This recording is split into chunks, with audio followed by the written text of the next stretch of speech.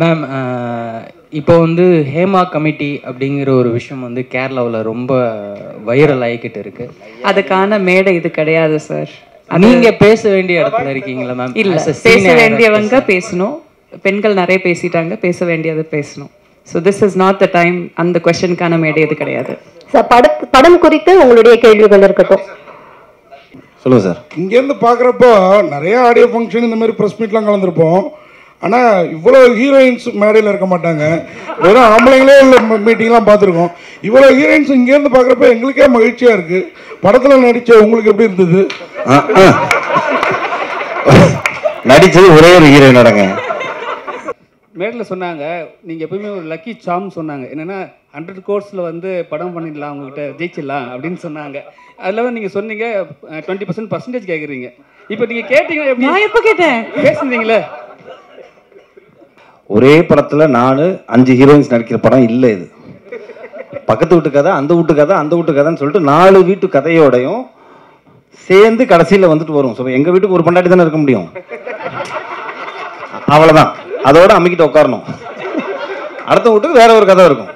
So இப்போ நீங்கள் குழப்பிக்கிட்டீங்க. Bharat sir ஒரு ஹீரோ இருக்காரு, 4 ஹீரோயின் இருக்காங்களே, எனக்கு ஏதாவது காம்பினேஷன் தெரியலையாங்கிற கணக்கே வராது. ஏன்னா இது 4 வாழ்வியல் சம்மந்தப்பட்ட ஒரு படம். Vimal from Thanthi TV. Sir, Tamil சினிமாவோட ரொம்ப சார்மிங்கான ஆக்டர் நீங்கள், ரொம்ப ஹார்ட் ஒர்க்கான ஆக்டர் நீங்கள், ரொம்ப தலை சிறந்த நடிகர் நீங்கள் வந்து தமிழ் சினிமாவில் ஒரு நல்ல படங்களை கொடுக்கணும்னு எல்லாரும் எதிர்பார்த்துட்ருக்காங்க. நீங்கள் ஏன் பண்ணுறதில்ல? பாலிவுட்டில் இருக்க மாதிரியான நெப்போட்டிசம் இதுக்கு காரணமா, இல்லை நல்ல கதைகள் உங்களை வந்து சேராதது காரணமா? இல்லை சார், நெப்போட்டிசம் ஸ்டேஜெலாம் நான் தாண்டிட்டேன் சார். அதெல்லாம் இப்போ இருக்கிற இப்போ இருக்கிற ஜென்ரேஷனில் ஒரு 2 படம் 3 படம் பண்ணவங்களுக்கு வேணால் மேபி இருக்கலாம். நான் ஸ்டார்ட் பண்ண டைமில் சினிமா ரொம்ப ஓப்பனாக இருந்தது. ஆக்சுவலாக வாரிசு நடிகர்கள் வந்து நம்மளை வந்துட்டு போட்டு அழுத்துற மாதிரியான சுச்சுவேஷன்லாம் இங்கே யாருக்குமே இல்லை. அதான் இங்கே இப்போ தமிழ் சினிமாவை பொறுத்த வரைக்கும் வந்துட்டு நீ உழைச்சா உனக்கு காசு, உனக்கு திறமை இருந்தால் நீ ஏறி போயிட்டே இருக்கலாம், இவ்வளோ தான் கணக்கு. ஸோ அதுதான் வந்துட்டு நான் இருந்த டைம்லேருந்து இப்போ வரைக்குமே. ஆனால் அதுதான் பேசிக்காகவே இருக்குது. நான் இல்லை சார், சம்டைம்ஸ் என்ன ஆகுதுன்னா, ஒரு ஸ்டேஜுக்கு மேலே நம்மளே பிடிச்சி இழுத்து போக வேண்டியிருக்குல்ல. அப்படி இருக்கும்போது ஒரு சில நல்ல கதைகள் வருது, ஆனால் அதுக்கு வந்துட்டு சரியான தயாரிப்பாளர் அமைய மாட்டேங்குது. அந்த மாதிரி அந்த கரெக்டான டைமில் வந்துட்டு அந்த 3 டாட்ஸை கனெக்ட் பண்ணும்போது நம்மளுக்கு வந்துட்டு அடுத்த லெவல் போகிறதுக்கான ஒரு வாய்ப்பு கிடைக்கும். அந்த மாதிரி நடக்க மாட்டேங்குது. ஸோ எனக்கு என்ன வருதோ அதை நான் கரெக்டாக பண்ணி போயிட்டு இருக்கிறனால தான் வந்துட்டு நீங்கள் சொல்கிற மாதிரி இந்த கேள்விக்கு வந்துட்டு நான் பதில் சொல்ல வேண்டியிருக்கு. என்னென்னா, ஏன் நீங்கள் அடுத்த லெவல் போகலங்கிறதா உங்களோட கேள்வி. ஸோ அது காரணமே இதுதான். என்னென்னா, நம்மளுக்கு ஒரு விஷயம் இப்போ ஃபார் எக்ஸாம்பிள் எடுத்துக்கிட்டிங்கன்னா, நான் ஒரு 2 மாதம் முன்னாடி ஒரு எக்ஸ்ட்ராடனரி ஸ்கிரிப்ட் கேட்டேன். அந்த ஸ்கிரிப்டுக்கு வந்துட்டு ஒரு ப்ரொடியூசர் வந்துட்டு அந்த டைரக்டர் எடுத்துகிட்டு வந்தார். ஆனால் அந்த ப்ரொடியூசருடைய ஆப்ஷன் வேறு ஆர்டிஸ்டாக இருக்குது. புரியுதுங்களா? ஸோ இப்போ இந்த இடத்துல நான் சண்டை போட வேண்டிய விஷயம் என்னன்னு பார்த்தீங்கன்னா வந்துட்டு, அந்த கதையை நான் எனக்கு பண்ணுறதுக்கு அந்த டைரக்டரையும் அந்த கதையும் தக்க வைக்கணும். அதுக்கு நான் என்ன பண்ணணும்? ஒன்று நான் ப்ரொடியூஸ் பண்ணணும், இல்லைன்னா எனக்கு தெரிஞ்ச யாரையா ஃப்ரெண்ட்ஸை கூப்பிட்டு ப்ரொடியூஸ் பண்ண வைக்கணும். அது முடியுமா? முடியாது. அப்போ அந்த கதை எங்கே போகும்? அடுத்த ஆர்டிஸ்ட்டுக்கு போய் அந்த படம் பெரிய வெற்றி அடையும் போது ஸோ இப்படியே தான் போயிட்டுருக்கு.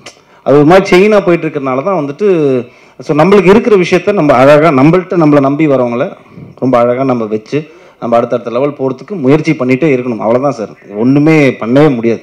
That is how it works. When you don't have a push, you have to accept the fact. அவ்வளோதான். இதுதான், இதை புஷ் பண்ணி போவோம், எங்கேயோ ஒரு டைமில் வரும், அவ்வளோதான். மற்றபடி நெப்போட்டிசம்லாம் கிடையாது சார். தமிழ் சினிமா பொறுத்த வரைக்கும்லாம் எனக்கு தெரிஞ்சு எல்லாரையும் வந்துட்டு வாழ வச்சுட்டு இருக்கு தமிழ் சினிமா. நீ வந்து திறமையோடு இருக்கியா, உழைக்கிறியா, ரெடியாக இருக்கியா, போயிட்டே இருக்கலாம் மேலே, அவ்வளோதான். Thank you sir. பக்கத்தில் ma'am. Hello ma'am, I'm a very big fan of you ma'am. சின்ன வயசுலேருந்து மட்டும் சொல்லிடாதீங்க மேம். இப்போ வந்து ஹேமா கமிட்டி அப்படிங்கிற ஒரு விஷயம் வந்து கேரளாவில் ரொம்ப வைரல் ஆகிக்கிட்டு இருக்கு. அதுக்கான மேடை இது கிடையாது சார். நீங்கள் பேச வேண்டிய இடத்துல இருக்கீங்களா மேம்? இல்லை, பேச வேண்டியவங்க பேசணும். பெண்கள் நிறைய பேசிட்டாங்க, பேச வேண்டியது பேசணும். So this is not the time. அந்த கொஸ்டினுக்கான மேடை இது கிடையாது சார். படம் குறித்து உங்களுடைய கேள்விகள் இருக்கட்டும். பரத் சார் சார் சொல்லுங்கள் சார். இங்கேருந்து பார்க்குறப்போ நிறைய ஆடியோ ஃபங்க்ஷன் இந்த மாதிரி ப்ரெஸ் மீட்லாம் கலந்துருப்போம். ஆனால் இவ்வளோ ஹீரோயின்ஸ் மேடையில் இருக்க மாட்டாங்க. வெறும் ஆம்பளைங்களே உள்ள மீட்டிங்லாம் பார்த்துருக்கோம். இவ்வளோ ஹீரோயின்ஸ் இங்கேருந்து பார்க்குறப்ப எங்களுக்கே மகிழ்ச்சியாக இருக்குது. படத்தில் நடித்த உங்களுக்கு எப்படி இருந்தது? நடித்தது ஒரே ஒரு ஹீரோயின் நடங்க. இது வந்துட்டு 4 கதை சேர்ந்த ஒரு படங்கிறனால 4 கதையோட மொத்த ஹீரோயினும் இங்கே இருக்காங்க. ஆனால் நான் நடித்தது அந்த ஒரே ஒரு ஹீரோயினோட தான், சினியோட தான் நடிச்சிருக்கேன் நான். ஆமாம், நான் இல்லை, இவங்களோட காம்பினேஷன் இருக்குது, அஞ்சலி அவங்களோட இருந்தது. பட் இவங்க மேடமோட இல்லை. மற்றபடி பவித்ர லக்ஷ்மி அவங்களோட இல்லை. பட் ஆனால் இந்த கதை வந்துட்டு கொஞ்சம் விமன் எம்பவர்மெண்ட் நிறைய இருக்குது இந்த படத்தில். நிறைய விமனுக்கு நிறைய இம்பார்ட்டன்ஸ் இருக்குது இந்த படத்தில். ஸோ அந்த வரைக்கும் எனக்கு சந்தோஷம் தான். பட் நடித்தது ஒரு ஹீரோயினோட தான். அதே மாதிரி பரத் சார், உங்கள் இளமையோட ரகசியம் சொல்லுங்கள். ஏன்னா நான் வந்து 31 வருஷம் ஃபீல்டில் இருக்கேன், ஆனால் கிழவனாகவே மாறிட்டேன். நீங்கள் 21 வருஷம் ஆனாலும் அப்படியே இருக்கீங்க, அது எப்படி? இல்லை சார், ரொம்ப ஹாப்பி. இங்கே சந்தோஷமாக வச்சுக்கிட்டாலே போதும் சார். நான் ரொம்ப பேராசை கிடையாது. சினிமாவில் நம்ம அடுத்த லெவல் போகணும்னு சொல்லிட்டு நிறைய யோசிக்கிறது கிடையாது. ஸோ ஆட்டோமேட்டிக்லி நீங்கள் வந்துட்டு இப்போ கண்டென்ட்டான ஒரு சொல்லுவாங்கள்ல, நம்மளுக்கு என்ன இருக்கோ அதை வச்சு நம்ம வந்துட்டு வாழ்க்கையை நடத்தினோம்னாலே ஸ்ட்ரெஸ்ஸுக்கு அதிகம் கம்மியாயிடும். ஸோ புரிஞ்சது. இப்போ நீங்கள் கூட எல்லாமே ஆகலாம். இப்போ கிழவன்லேருந்து திருப்பியும் குமரனா மாறலாம். ஸோ ஸ்ட்ரெஸ் எடுத்துக்காதீங்க. கேப்டன், உங்களுக்கு ஒரு கேள்வி. மேடையில் வந்து மேடத்துக்கு எவ்வளோ அட்வான்ஸ் கொடுத்தோன்னு சொல்லிட்டீங்க, பரத் சாருக்கும் மற்றவங்களுக்கும் எவ்வளோ கொடுத்தோன்னு சொன்னீங்கன்னா நாங்களும் ப்ரொடியூசர் ஆகும்ல. அண்ணா அதெல்லாம் தனியாக பேசிக்கலாம். டைரக்டர் ஆக்சுவலாக மெட்ராஸ்னு ஒரு படம் வந்தது. அது வந்து ஒரு துரோகம் அப்படின்ற ஒரு கான்செப்டில் போச்சு. அது பல அரசியல் இதெல்லாம் பேச ஆரம்பிச்சு. உங்களுடைய ஒன்ஸ் அப்பான் டைம் மெட்ராஸ் அப்போ வந்து ஃபுல்லாக பார்த்தீங்கன்னா கத்தி தான் பேசிச்சு. நீங்கள் கன்னுடைய புல்லட் வச்சுருக்கீங்க, என்ன சொல்ல போகிறீங்க? டைட்டில் வந்து பார்த்தீங்கன்னா இது ஒரு இந்த கன் வர்றதுக்கான ஒரு அடிப்படை சம்பவம் இருக்குங்களா, அது வந்து ஒரு 12 இயர்ஸ்க்கு முன்னாடி நடந்த ஒரு உண்மை சம்பவம். ஸோ அதை வந்து உங்களுக்கு ஞாபகப்படுத்துகிற மாதிரி தான் அந்த டைட்டில் நான் வச்சுருக்கேன். அது மட்டும் இல்லை, இது வந்து எல்லா லாங்குவேஜும் கொண்டு போகணும்னு நினச்சோம். உலகம் முழுக்க பார்த்தீங்கன்னா once upon time in America இருக்கும், ஹாலிவுட் இருக்கும். ஸோ இந்த டைட்டில் கேட்கும்போது பிடிக்கும் எல்லாருக்குமே. ஸோ மெட்ராஸ் அப்படின்னு ஒரு டைட்டில் இல்லை. அப்போது என் ப்ரொடியூசர்கிட்ட ஷான் அவர்கள்ட்ட சொல்லும்போது 2 டைட்டில் சொன்னேன். அது இது ஓகேன்னு சொன்னார். நான் சென்னைன்னு சொன்னேன், அவர் தான் மெட்ராஸை மாற்றினது. அப்புறம் மேடம் நீங்கள் மேடையில் சொன்னாங்க, நீங்கள் எப்பவுமே ஒரு லக்கி சாம் சொன்னாங்க. என்னென்னா 100 கோர்ஸில் வந்து படம் பண்ணிடலாம், உங்ககிட்ட ஜெயிச்சிடலாம் அப்படின்னு சொன்னாங்க. அதில் நீங்கள் சொன்னீங்க 20% கேட்குறீங்க. இப்போ நீங்கள் கேட்டீங்கன்னா எப்படி? நான் எப்போ கேட்டேன்? பேசுனீங்களே, அது மட்டும் தான் கேட்டேன். நான் வேற என்னமோ சொன்னேன். சரி சொல்லுங்க, கேள்வி சொல்லுங்க. அதான் மேடம், இப்போ நீங்கள் பர்சன்டேஜ் கேட்டால் எப்படி மேடம் அடுத்த சான்ஸ் கொடுப்பாங்க உங்களுக்கு? கேட்கவே இல்லையே சார்.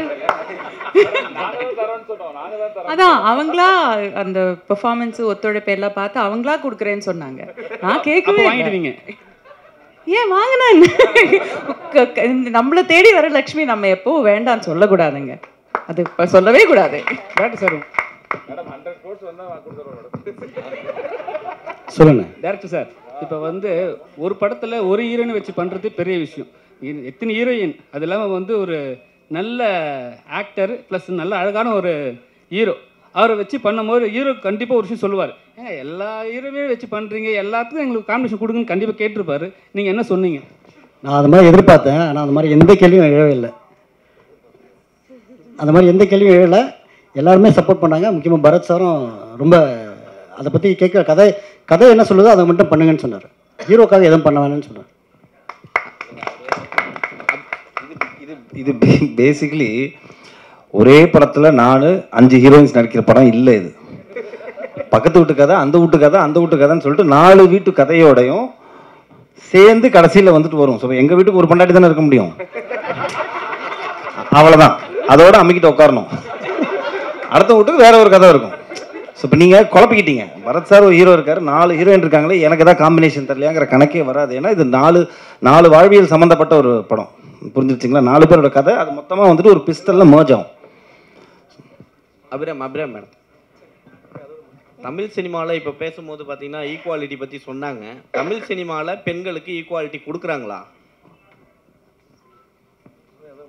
இந்த மேடை அதுக்கான ஒரு மேடையா? அது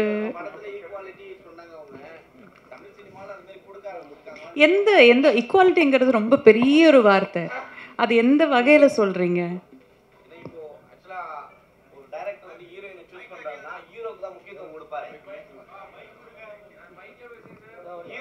முக்கியத்துவம் கொடுப்பாரு. இது 4 கதைன்றதுனால ஹீரோக்கு மட்டும்தான் முக்கியத்துவம் படத்தில் எப்பயுமே இருக்கும்.